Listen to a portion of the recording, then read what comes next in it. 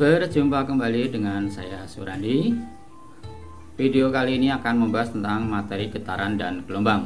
Video ini adalah materi lanjutan dari video yang sebelumnya. Jadi yang belum menyimak video yang sebelumnya, silahkan menyimak video yang sebelumnya terlebih dahulu untuk mempelajari materi getaran dan gelombang.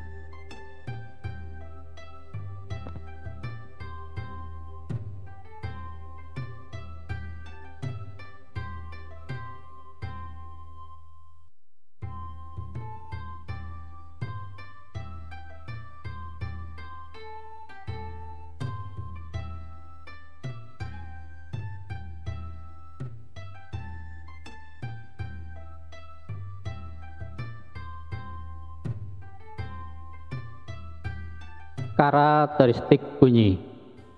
1. Tinggi, rendah, dan kuat lemahnya bunyi. Tinggi rendah bunyi. Bunyi tinggi itu biasa disebut dengan cenderung ke treble ya. Atau nada tinggi cenderung ke treble, sedangkan bunyi rendah atau nada rendah cenderung ke bass. Ini dipengaruhi oleh frekuensi ya. Jadi tinggi rendahnya bunyi itu dipengaruhi oleh frekuensi. Semakin tinggi frekuensinya, semakin tinggi bunyinya atau semakin tinggi nadanya. Semakin rendah frekuensi itu bunyinya makin rendah atau cenderung ke bass, nadanya rendah. Sedangkan lemah kuatnya bunyi dipengaruhi oleh amplitudonya. Semakin besar amplitudo, bunyinya semakin kuat. Ya, semakin kecil amplitudo, bunyinya makin lemah. Nah, pada senar gitar atau pada dawai, frekuensinya dipengaruhi oleh panjang senar. Semakin panjang senarnya, semakin rendah frekuensi yang dihasilkan. Kemudian tegangannya, semakin besar tegangannya, semakin tinggi frekuensinya. Serta luas penampang, semakin kecil penampangnya, semakin tinggi frekuensinya. Penampang ya, atau besar kecilnya senar. Untuk kalian yang biasa memainkan gitar, saya rasa paham dalam hal ini.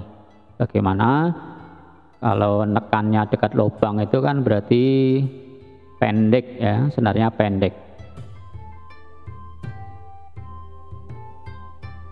Akan semakin tinggi frekuensinya. Kalau semakin menjauh dari lubang, akan senar makin panjang, frekuensinya makin rendah.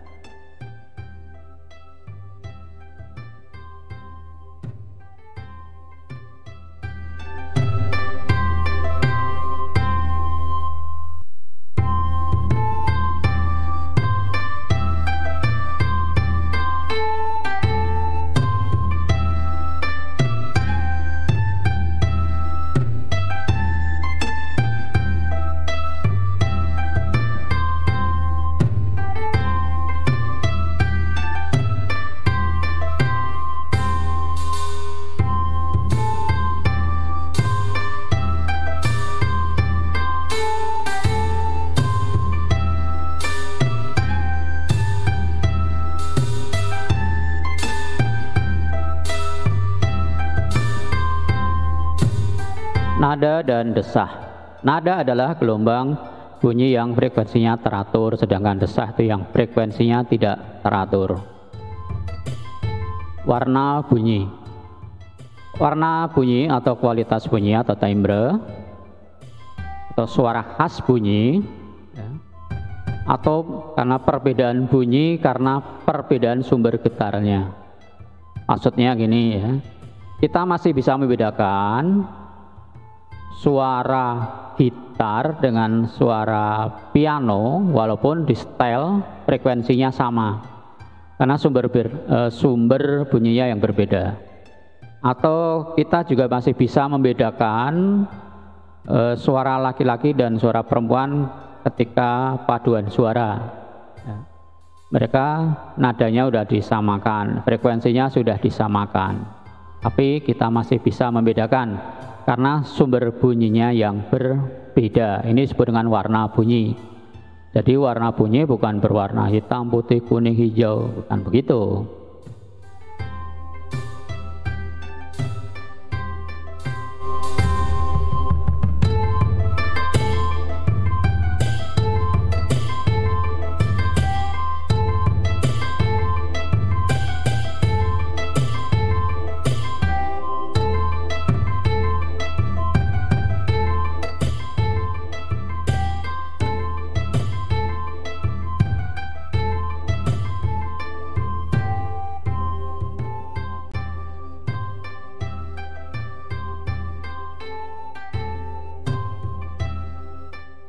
Resonansi. Resonansi adalah peristiwa bergetarnya suatu benda karena getaran benda lain. Bergetarnya benda karena benda lain yang bergetar. Ini disebut dengan resonansi. Resonansi dapat terjadi pada benda yang frekuensinya sama. Ya. Pada ayunan matematis, jika panjang talinya sama di tempat yang sama, dimungkinkan bisa terjadi resonansi karena kalau panjang talinya sama itu frekuensinya sama atau waktu ayunnya sama. Kemudian juga bisa terjadi pada selaput tipis. Misalnya kalau kalian berteriak dekat dengan drum yang ada selaputnya di situ, maka selaput drum tadi, membran drum tadi bisa ikut bergetar. Kemudian pada kolom udara. Pada kolom udara akan terjadi resonansi ketika kolom udara mencapai kelipatan ganjil dari 1/4 panjang gelombangnya. Kelipatan ganjil ya, panjang kolom udara kelipatan ganjil dari 1/4 panjang gelombangnya. Maksudnya gini ya, resonansi pertama akan terjadi pada 1/4 panjang gelombang bunyi tersebut. Kemudian resonansi kedua terjadi pada 3/4. Resonansi berikutnya pada 5/4 dan seterusnya.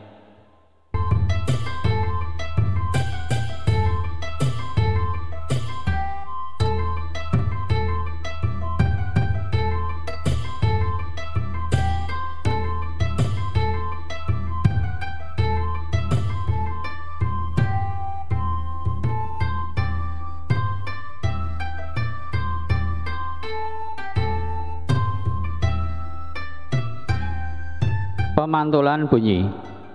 Dari hasil penelitian para ahli, pendahulu kita dulu menghasilkan tentang pemantulan bunyi, ini menghasilkan hukum pemantulan bunyi yang kurang lebih bunyinya arah bunyi datang, bunyi pantul, dan garis normal terletak pada satu bidang datar. Besar sudut datang sama dengan sudut pantul. Dalam hal pemantulan gelombang nanti akan kita perjelas di materi pemantulan gelombang cahaya. Ya. Akan kita bahas lebih lanjut tentang pemantulan gelombang ini di pemantulan gelombang cahaya.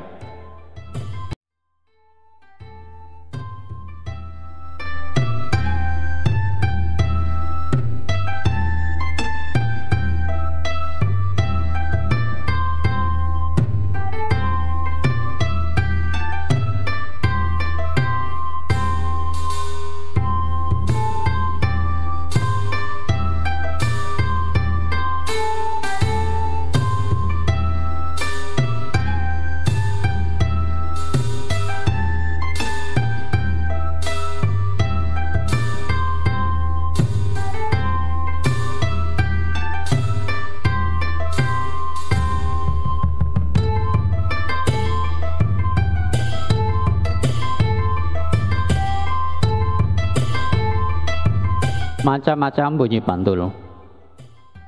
Ada bunyi pantul yang memperkuat bunyi asli, sehingga suara bunyi asli menjadi lebih keras, lebih jelas. Ini terjadi jika antara dinding pantul dengan sumber bunyinya itu berdekatan. Misalnya kita berada dalam ruangan yang tidak terlalu luas, ya. Teriakan kita lebih besar, lebih keras dibandingkan kalau kita teriak di luar ruangan. Kemudian ada gema. Gema adalah bunyi pantul yang terdengar setelah bunyi asli.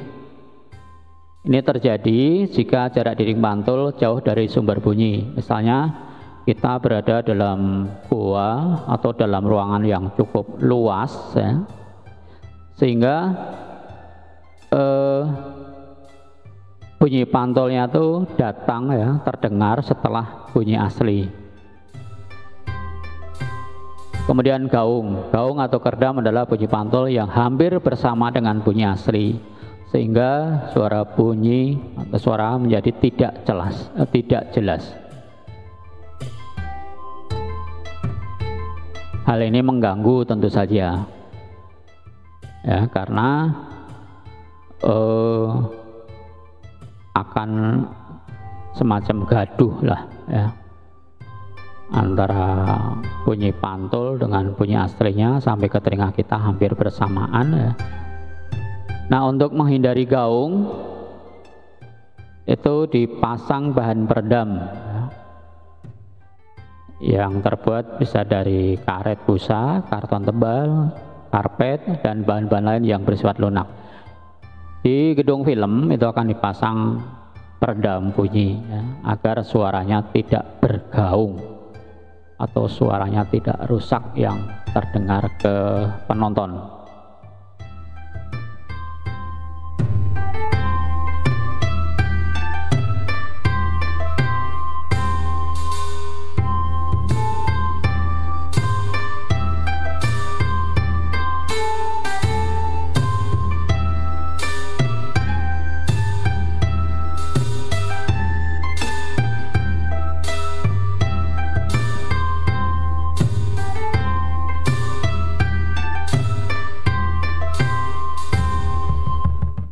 Pemanfaatan pemantulan gelombang bunyi dalam kehidupan sehari-hari. Pada kelelawar, dia memanfaatkan peristiwa pemantulan bunyi kelelawar, ya. Dia dapat menghindar dari dinding penghalang ketika terbang dan dapat untuk mengetahui mangsanya. Kemudian bisa juga untuk mengukur panjang gua, mengukur kedalaman laut dan danau, terapi ultrasonik, pembersih ultrasonik, sonifikasi, kemudian pengujian ultrasonik. Untuk mengukur kedalaman laut atau danau, ya, ini bisa dengan rumus S sama dengan V kali T dibagi 2. Ada juga yang menuliskan D sama dengan V kali T dibagi 2, ya, dengan S kedalaman laut, V kecepatan gelombang, dan T waktu gelombang ultrasonik tersebut, ya. Jadi bisa S sama dengan V kali T per 2, atau D sama dengan V kali T per 2, atau S sama dengan setengah kali V kali T, ya, atau D sama dengan setengah kali V kali T. Proses jalannya bunyi sampai ke telinga. Bunyi masuk ke liang telinga, ya, ke gendang telinga atau membran timpanis itu ada, ya, bergetar dia, kemudian ditransmisikan melalui tulang martil, landasan, dan sanggurdi. Ya, tulang martil, landasan, dan sanggurdi. Kemudian getaran masuk melalui membran jendela oval, koklea atau rumah siput. Ya, di situ terdapat organ korti berisi selaput sel rambut yang sangat peka. Sinyal ditangkap oleh saraf auditori atau saraf-saraf pendengaran. Nah, sinyal kemudian dikirim ke otak. Struktur dan fungsi bagian telinga. Telinga kita dibedakan, di situ ada bagian luar, bagian tengah, dan bagian dalam.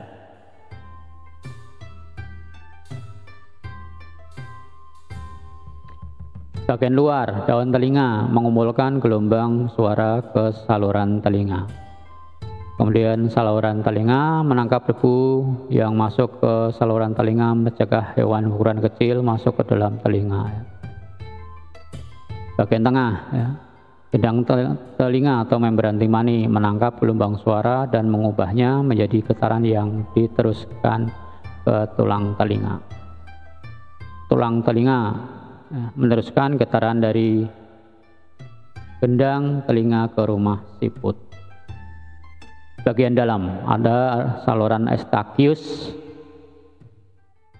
ada rumah siput,